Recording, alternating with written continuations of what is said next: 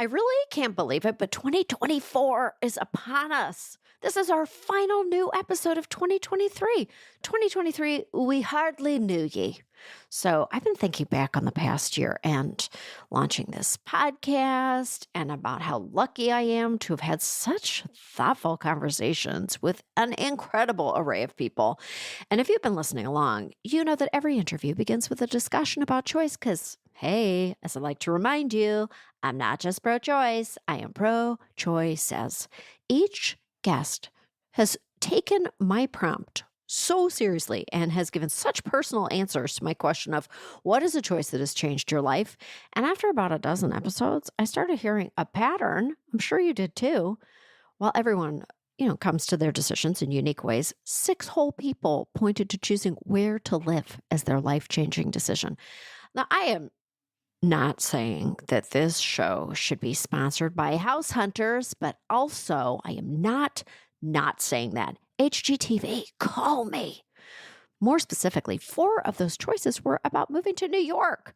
And what is even crazier is that 2 of those 4 were choosing to go to Barnard so they could live in New York. Look, what I'm trying to say is if you're debating picking up your life and moving somewhere new, whether it's for love or for work or for adventure or for family, if you think it's the right thing to do, it probably is. And then, apparently, you get to be on my show. And I love that for me.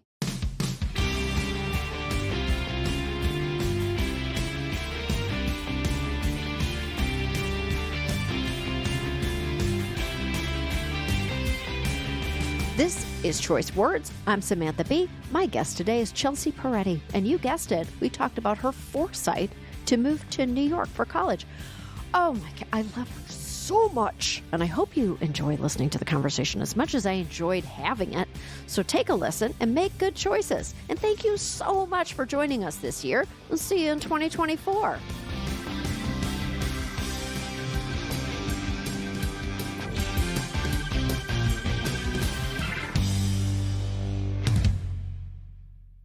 Oh my God. Hi. Oh my God. The most haunting arc of light just went across my face and I look like I'm like an interrogator. So I'm really sorry. This is a seance, right? Yeah, totally. Oh my God. Hi. It's so nice to meet you. You too. Oh my God.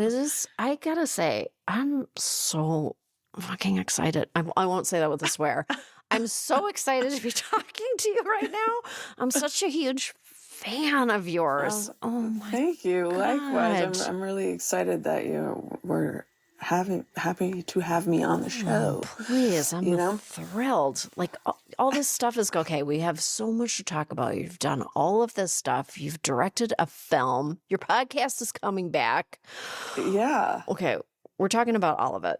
But first, I'm sure that you have been prepped. Okay, the way I like to start this podcast is by talking about choices right. that people make. The E40 song, right? That's it. Exactly. Yeah.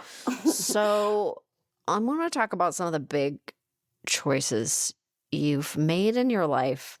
The word means something different to everyone. Are you good at making choices? Are you good at making decisions? Well, if it's any indicator, I was vacillating between 5 different ideas of what to talk about for the choice. So Fair. In short, I don't think I'm great at making choices.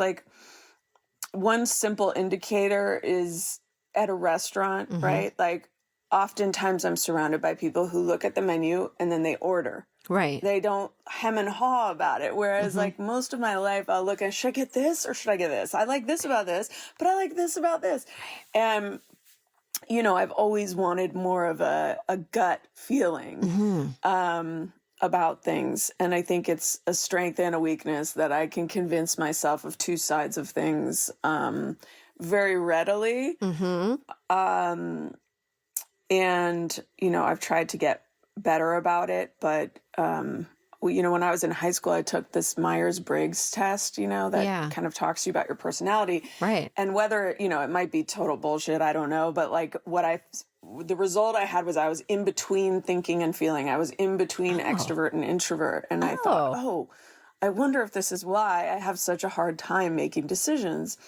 That's so interesting. Is there a word for somebody who's right in the middle? Just like a Unpopular.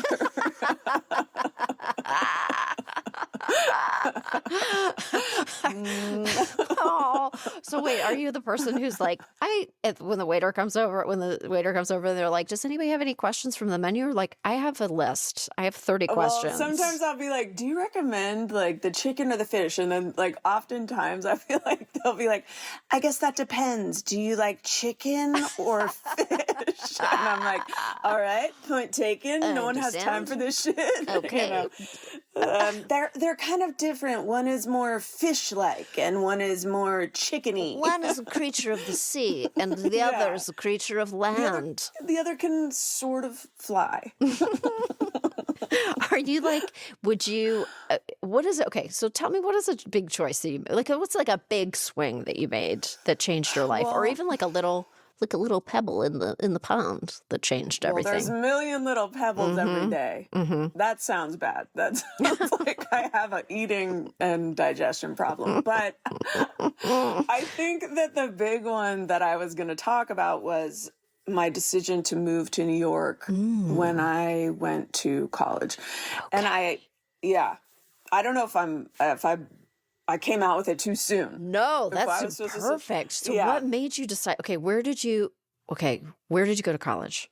I wound up going to a women's college, Barnard College. Barnard. Yeah, on the Upper West Side.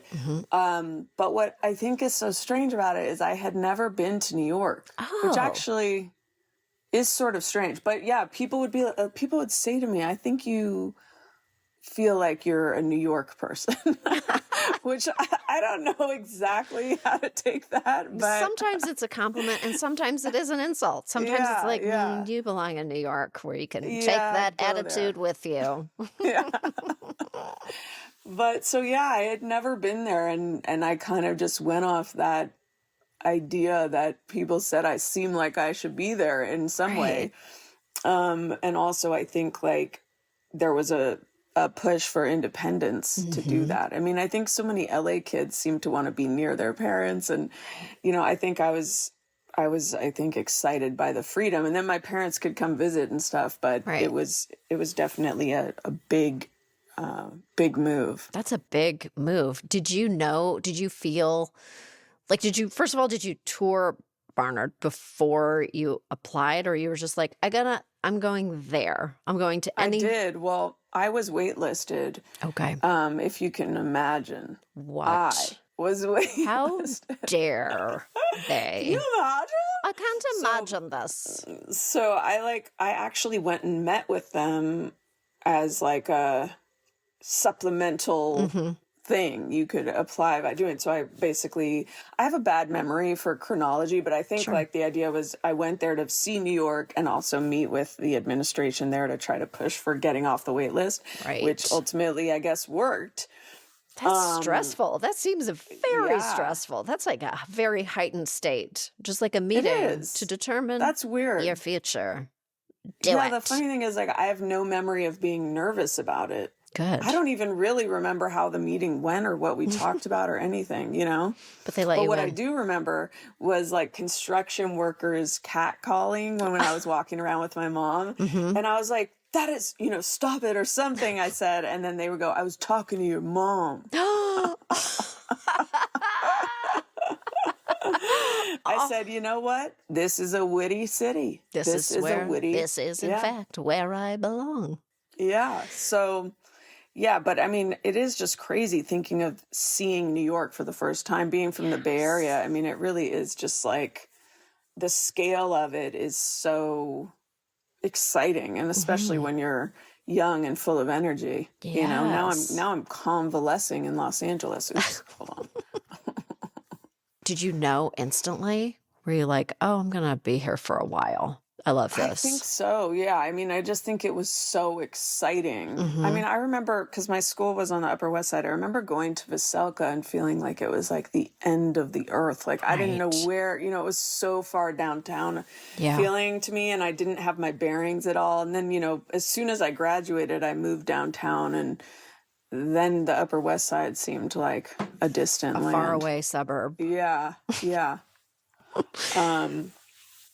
But yeah, I mean, it's so weird too when you live in New York for so long, because you go back and you just sort of feel like a ghost, you know. So much of New York is walking by things, seeing, oh, that store's gone, this moved in, oh, there's this restaurant. And, you know, and now when I go back, I'm kind of like, you know, I go to like a few spots that still exist, but I feel a little bit out of it. At what point did you decide to start doing stand-up? I was temping. And I met another temp who did stand-up, and she encouraged me to try it out. So I wrote like my first set I wrote on the back of like a piece of wrapping paper while I was temping. And all I know is like that set did have a crop dusting joke on it, which is so like humiliating to me. Like I'd like to like think my first jokes were brilliant. And I went and did a set at the Parkside Lounge, which was hosted by Joey Gay and Damian Sammarco, I think was his name.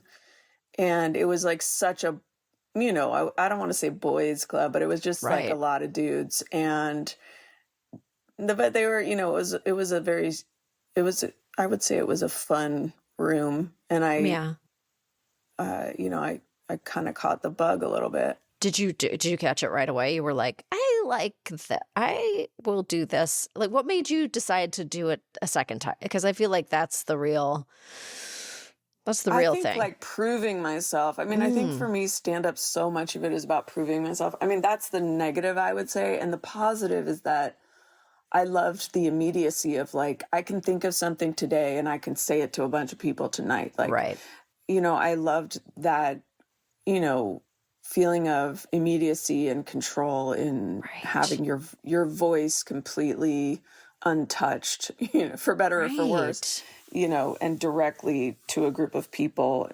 I think was exciting to me. Because I wanted to be an actor, but I just didn't feel like anyone was going to write something for someone like me.